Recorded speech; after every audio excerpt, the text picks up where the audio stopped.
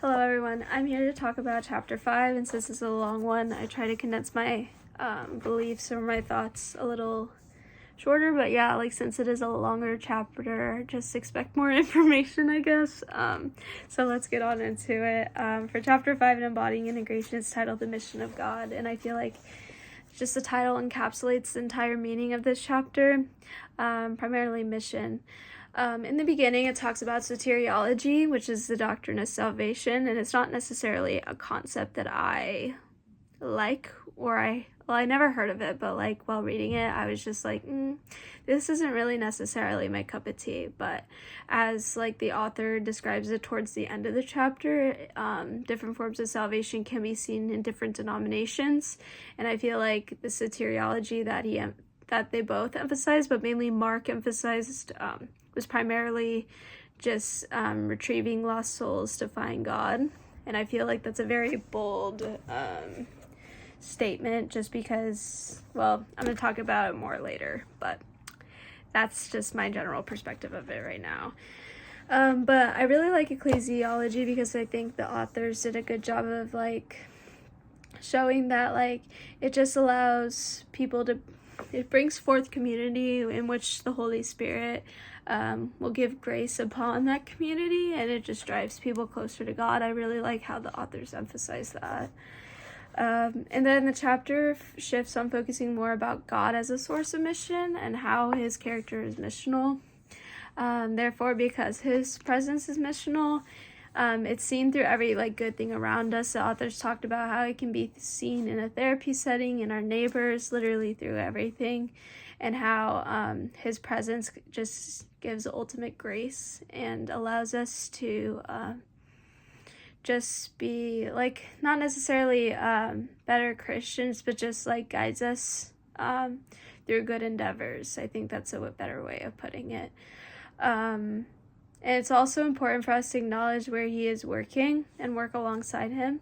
I really like that point as well, because I feel like that's our calling, is to just be more like God and be more like Jesus. And this is seen through, as the authors would say, my Protestant liberal view, which I will discuss more about later. But yeah, I think that's like the key message, is basically how mission was seen more as like from like a soteriology and ecclesiology perspective, and how it actually shifts more into a deeper perspective of how God is actually missional.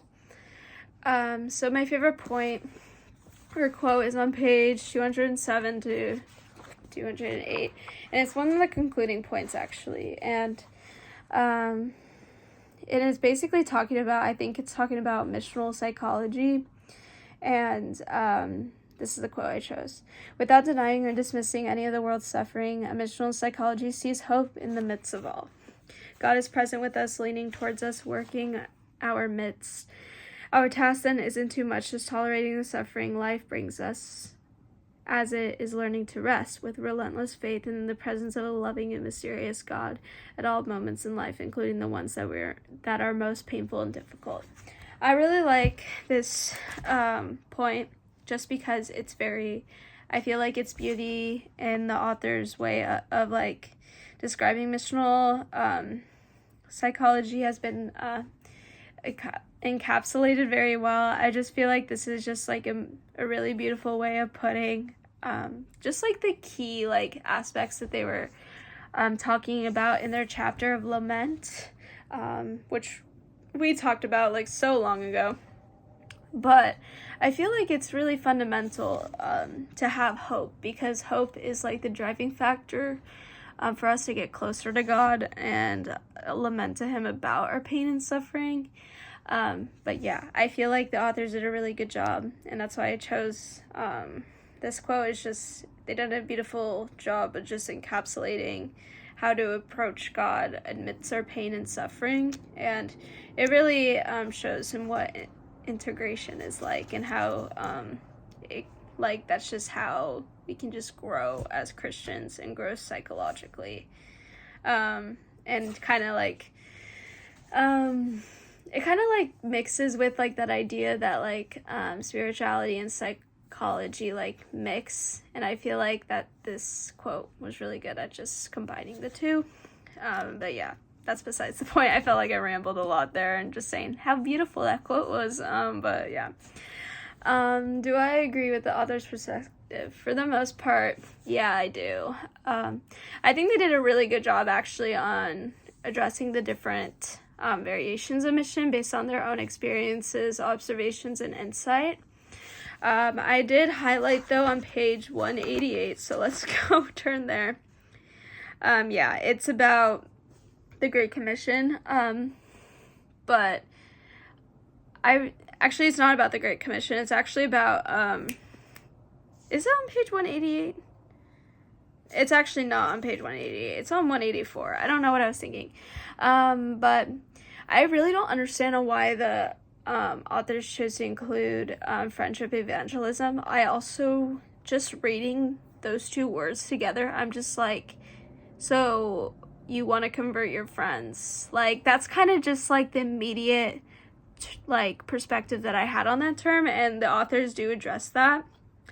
However, I just really don't understand why they included this, and it felt like they didn't provide enough context on it.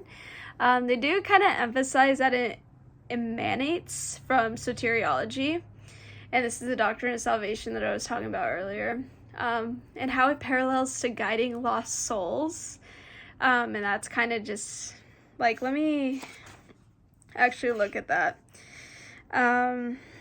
Yeah, it was like, these views of mission emanate from soteriology. We are trying to live out the Great Commission to save lost souls and to help them follow the ways and teaching of Jesus. And I feel like that there is a better analogy to use than the Great Commission. Even though I do love the Great Commission, I feel like it is a very important doctrine to follow. However, to save lost souls, I feel like there's a better analogy for that, and I feel like there's a better way of putting that. In reference to friendship evangelism, it's kind of like the same thing to like saving lost souls, but it really isn't, and I just don't understand why the authors included that into this reading. I don't know, it just gave me like an off feeling, and I'm just listening to my intuition. But yeah, like, what I was saying about this is that, like, it kind of emphasizes the conversions of Christians, and honestly, that's not really what integration represents. It's just kind of how, like, our mission to help others through living in God's presence allows us to be a better Christian as well as a better therapist. And I feel like that's what integration represents, not necessarily conversion, even though guiding lost souls is important, but that doesn't necessarily mean towards Christianity unless they're accepting of that. That's the point I was trying to make. Look I got it so perfectly. But yeah. How does this information relate to your own experiences? This chapter really has an emphasis on mission, as we know, but I feel like that's an aspect of my faith that I'm like kind of have the most fear in pursuing, in a sense of like converting people. I feel like it's one's choice to grow in their relationship with God, and if I do have an impact on it, then I find that really like meaningful. However, I don't want to force Christianity on others unless they're accepting of it, or if they ask questions. Like what I put is like, I do like sharing my experiences of being a Christian as well as answering people's questions, but inviting people into the faith does really intimidate me. And I feel like it's one's journey with God is personal and very intimate. But I feel like what gave me peace, in a sense of like, it kind of did and kind of not, like the discussion of mission in a sense of like reaching salvation with the conversion of people, that really intimidates me.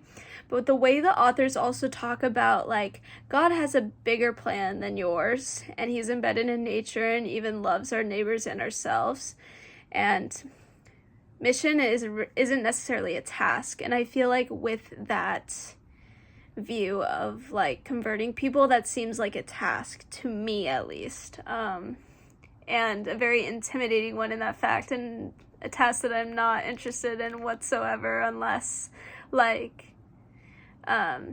it's consent, like there's consent involved and I have a close like relationship with them, or like they're willing to learn more about God through me. But when it comes to like, I feel like a good example is like missionaries. Like a couple missionaries actually came by my house and they asked me questions about my faith.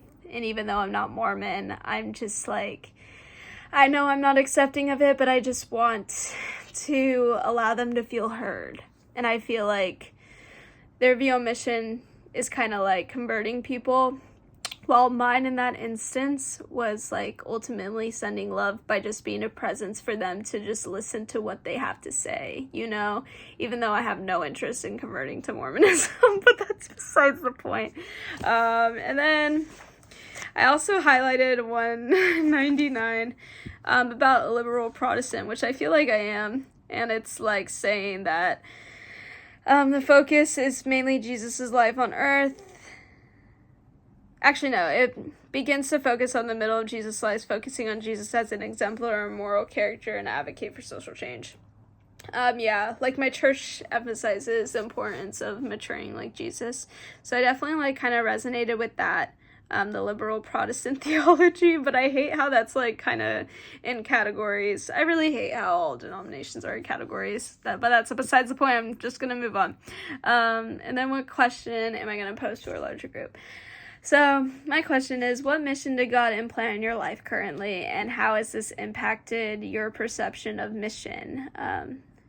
Like after reading this book, I bet like all of our perceptions of mission definitely changed and allow us to reflect on our current lives right now and to see how God has implanted mission in our lives. Like for me, my example would just be like, I'm a part of Delight Ministries, and we did like letters. Well, we paired up with community ministries to write letters to people of different like those that are in homeless shelters, or like kids in tutoring, or seniors, or etc. And I felt like I never did something like that before, and I feel like it was really fulfilling, and that definitely changed my perception of mission because I never really would get involved in that regard. But yeah, anyways, I'm excited to hear your guys' thoughts, and yeah, I'll see you guys tomorrow.